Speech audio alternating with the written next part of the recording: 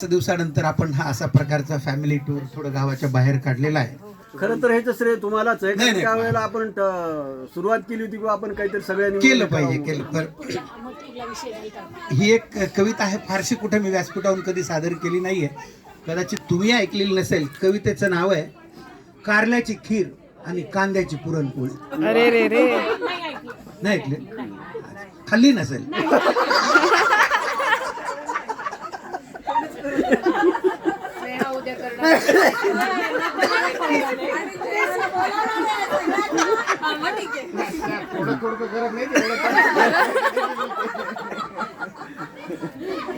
एक कुठल्याही विषयावर जे वाटेल ते मी आपलं लिहित जातो आणि तुमच्यासारख्याला ते टाकत जातो. त्याच्यातूनच अशी ती लिहिल्या गेलेली आहे. पहिल्यांदाच सादर करतोय कोणासाठी म्हणून. कवितेचं नाव आहे कारल्याची खीर आणि कांद्याची पुरणपोळी. आता बऱ्याच जणी असं काही माझ्याकडे बघतायत की हा कोणता नवीन पदार्थ आणि आपल्याला काही नवीन रेसिपी मिळते का? पण ही तशी रेसिपी नाहीये, ही साहित्यिक अंगाने जाणारी आहे. कंटाळवाण्या जिंदगीला हवा असतो बदल, कंटाळवाण्या जिंदगीला हवा असतो बदल, मोकळा श्वास घेतला की जगणं होतं गझल, मोकळा श्वास घेतला की जगणं होतं गझल. संसारात येत असतो कटकटींचा पूर, संसारात येत असतो कटकटींचा पूर, फ्रेश होण्यासाठी वेड्या काढावी लागते टूर, फ्रेश होण्यासाठी वेड्या काढावी लागते टूर. तोच फ्लॅट तीच माणसं नुसता डोक्याला ताप, तोच फ्लॅट तीच माणसं नुसता डोक्याला ताप, सकाळी संध्याकाळी पोळ्या भाकरी थाप, सकाळी संध्याकाळी पोळ्या भाकरी थाप. आपल्याच हातच्या भाज्या खाऊन तिलाही येतो कंटाळा. बरोबर. खरंय आपल्याच हातच्या भाज्या खाऊन तिलाही येतो कंटाळा. बाहेर फिरायला गेल्यावर घरात होत नाही घोटाळा. बाहेर फिरायला गेल्यावर बाहेर आज कसे चेहरे टवटवीत दिसते, कारण दुपारचा स्वयंपाक केला संध्याकाळचा नाहीच नाही, घरी काही नाही म्हणून. आपल्याच हातच्या भाज्या खाऊन तिलाही येतो कंटाळा. बाहेर फिरायला गेल्यावर घरात होत नाही घोटाळा. प्रपंच सुरळीत होण्यासाठी काही पथ्य पाळली पाहिजे, प्रपंच सुरळीत होण्यासाठी काही पथ्य पाळली पाहिजे. नवरा बायको दोघांनाही दुःख वेदना कळली पाहिजे, नवरा बायको दोघांनाही दुःख वेदना कळली पाहिजे. घालून पाडून टोमणे मारून नवरोबाने बोलू नये, घालून पाडून हा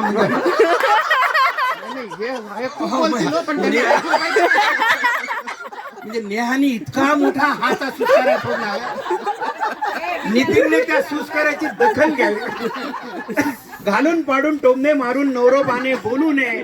12 महिने 18 काळ दुसऱ्याच्या तालावर डोलू नये, 12 महिने 18 काळ दुसऱ्याच्या तालावर डोलू नये. उगीच चरचर बोलू नको, स्वयंपाकच तुला नको वाटतो, उगीच चरचर बोलू नको, स्वयंपाकच तुला नको वाटतो. म्हणून बाहेर गेल्यावर मी जेवताना खूप बोट चाटतो, म्हणून बाहेर गेल्यावर मी जेवताना खूप बोट चाटतो.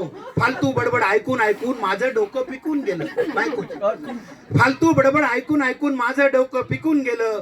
मला नावं ठेवण्याशिवाय या माणसानं काय केलं, मला नावं ठेवण्याशिवाय. पहा डॉक्टर संध्या पंतोजी खळखळून हसतायत.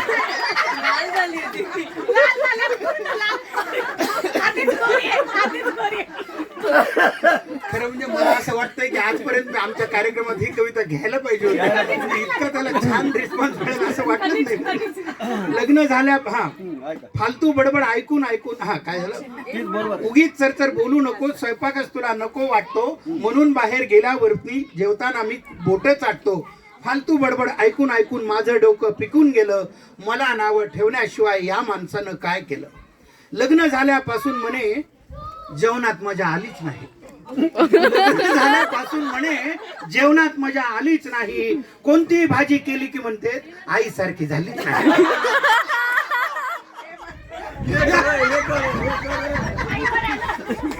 कोणती भाजी केली की पहा, म्हणजे आयांचे चेहरे असे खुलले की म्हणजे आपल्या सुना म्हणजे एकदम फालतू. अरे नाही, ह्यांच्याकडे अजून वेगळा प्रकार आहे. मागच्या 15 वर्षापासून आम्ही ते महालक्ष्मीला जेवायला जातो ह्यांच्याकडे. कोणाची पोळी झाली की मी तर त्या ताईंना, माझं नशीब नव्हतं, मी तर बघितलं नाही, म्हणजे तात्यापासून सगळ्यांचं ताई सारखी झालीच नाही. ताईसारखी झालीच नाही पूर्णाची पोळी. बरं जेवायला गेलाय जावई मी आणि आग्रह करते घे तात्या घे म्हणलं, घे. तर म्हटलं चाललं काय यांची एकमेकाचं जागरण पुन्हा तव्यावरची वाढ आम्हाला नाही चालत का तव्यावर? बापरे बाप. जवळपास सर्व पंतोजी इथे आहेत. किमान आता येत्या महालक्ष्मीला तरी डॉक्टर आनंदकडे दुर्लक्ष करू नका. आणि तात्या हे नाना सगळ्यांना आग्रह करताना एखादा चतकोरचा आग्रह आमच्या डॉक्टर साहेबांना सुद्धा करा. घे तात्या घे बनवून घे नाना.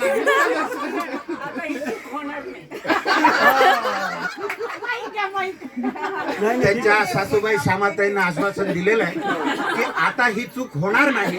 याचाच अर्थ मागोमाग ह्या चुका झाल्या.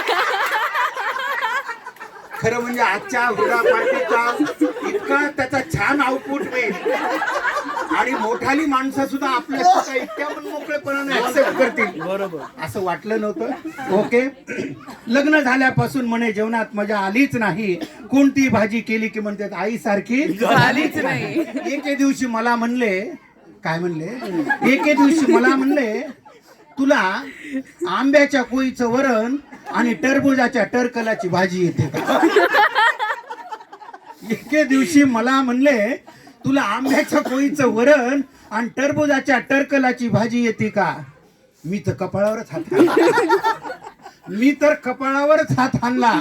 आमच्या माग बसलेल्या ज्या भगिनी आहेत त्या हुरडा खायला जरी तिकडे आला असेल तरी या अलीकडे आम्ही तसं काय येतोय का आवाज? हा ओके ओके काही हरकत नाही. काय एके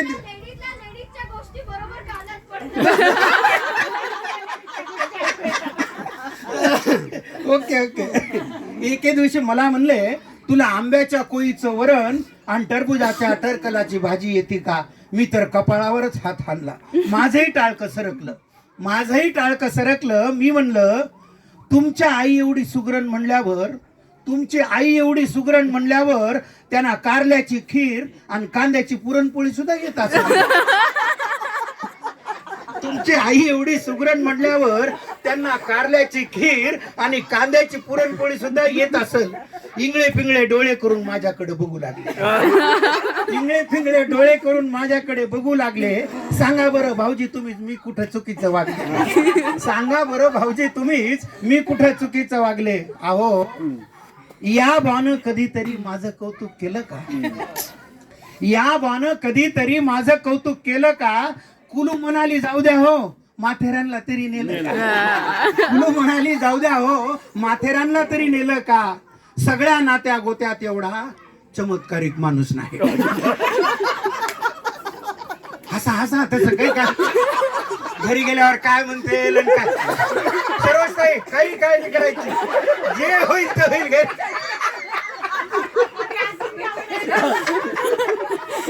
म्हणजे आपला उद्देशच आहे मला तर चमत्कारिक म्हणतो. डॉक्टर साहेब हे तुमच्या एकट्याच नाही, हे सगळ्या नवऱ्यांचं आहे. त्याच्यामध्ये मी आलो, आशिष आला, किशोर आला, टोनका सगळ्यांचाच आहे. सगळ्या नात्या गोत्यात एवढा चमत्कारिक माणूस नाही. किती चांगलं वागलं तरी मला म्हणते कळतच नाही. किती चांगलं वागलं तरी मला म्हणते कळत नाही.